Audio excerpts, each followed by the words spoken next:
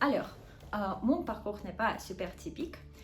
Il commence dans mon pays, en Ukraine, où j'ai eu mon master en traduction de la langue française et anglaise vers l'ukrainien. J'ai eu mon master et ensuite on m'a proposé de m'occuper d'un poste de chargé de communication à l'Alliance française.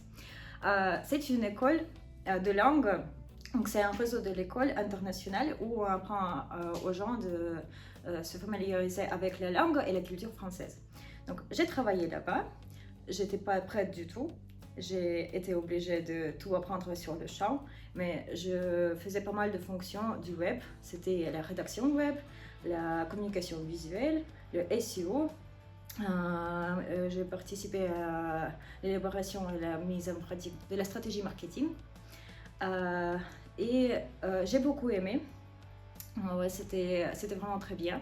J'y ai travaillé 6 mois. Ensuite, à cause de la guerre en Ukraine, j'ai dû aller en France. Et j'avais pas beaucoup d'idées quoi faire ici. Et j'ai ressenti le besoin d'apprendre quelque chose encore parce que ça ne me suffit pas, un seul master. Et là, je suis allée sur le site de l'Université de Strasbourg et j'ai découvert Master K-Web. Et c'était un coup de cœur. Ce qui me plaît le plus, c'est le PAO, donc le Photoshop Illustrator Design, aussi le code. J'avoue que je ne suis pas hyper forte en code, mais j'aime bien que vraiment tu peux ne rien savoir dès le départ et dans quelques heures tu peux faire ta propre première page web. C'est fou ça, et c'est génial. Et aussi le web design, c'est aussi très intéressant et vraiment tu peux faire aussi une interface d'un site. Donc c'est quelque chose qui me plaît le plus. Bien sûr qu'il y a d'autres choses, mais ça, ce sont mes matières préférées.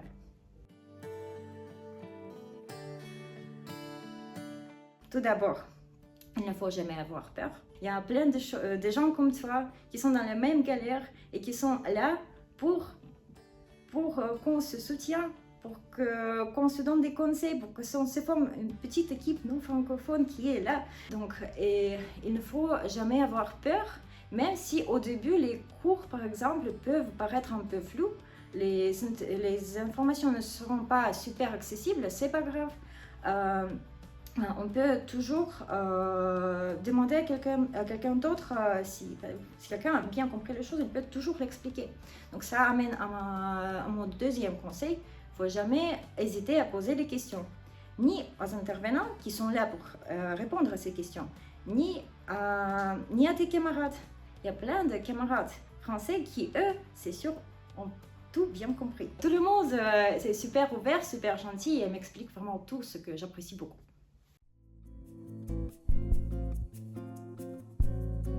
J'ai beaucoup postulé et finalement j'ai eu la réponse positive de la part d'une organisation, donc c'est dans le secteur administration publique. Et alors c'est une institution au sein du Conseil régional de Grand Est qui s'appelle CESER, donc c'est Conseil économique, social, environnemental régional, où j'occupe un poste de chargé de communication digitale en apprentissage. Je rédige des articles, je fais la mise en page graphique, je fais juste des visuels, je fais un tout petit peu le SEO et aussi je m'occupe du newsletter de l'entreprise.